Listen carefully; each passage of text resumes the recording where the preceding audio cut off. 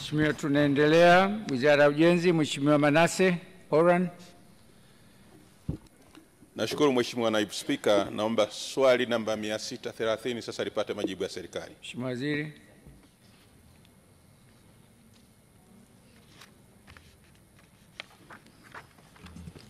Mheshimiwa Naibu Spika, serikali tayari imeshaanza maandalizi kwa ajili ya ujenzi wa kiwango cha lami wa barabara ya mchepuo ya Mlima Nyoka kutoka Uyole hadi Songwe yenye urefu wa kilomita 48.9 ambapo kazi ya upembuzi yakinifu na usanifu wa kina imekamilika. Kwa sasa serikali inatafuta fedha kwa ajili ya ujenzi ikiwemo utaratibu wa kushirikisha sekta binafsi yani PPP. Mheshimiwa Oran.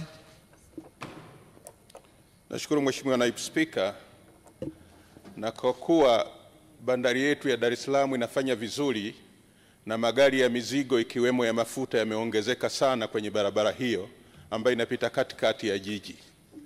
Je, sasa ni lini wananchi waliopisha ujenzi wa hiyo barabara wakiwemo wa kata ya Inyara, kata ya Ijombe, kata ya Swaya, kata ya Igale, kata ya Iwindi na kata ya Bonde la Songwe watalipwa fidia?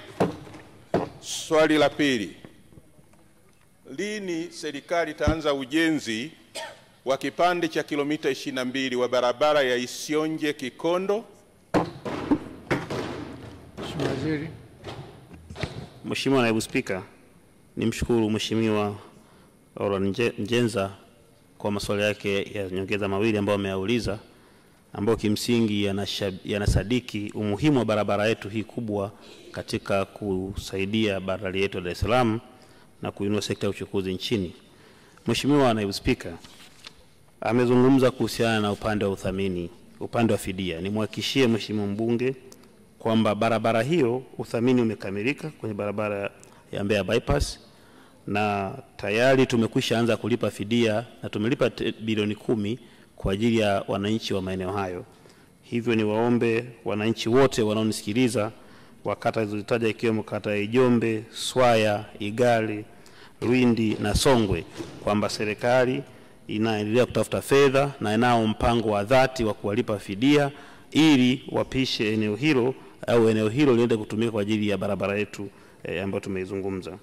Lakini pia amezungumza kuhusu jambo la pili, barabara ya Isionje Kikondo kilomita 22 kwamba ni lini hadi Makete. Mheshimiwa ameongezea pale ni lini pengine ujenzi wake utakamilika.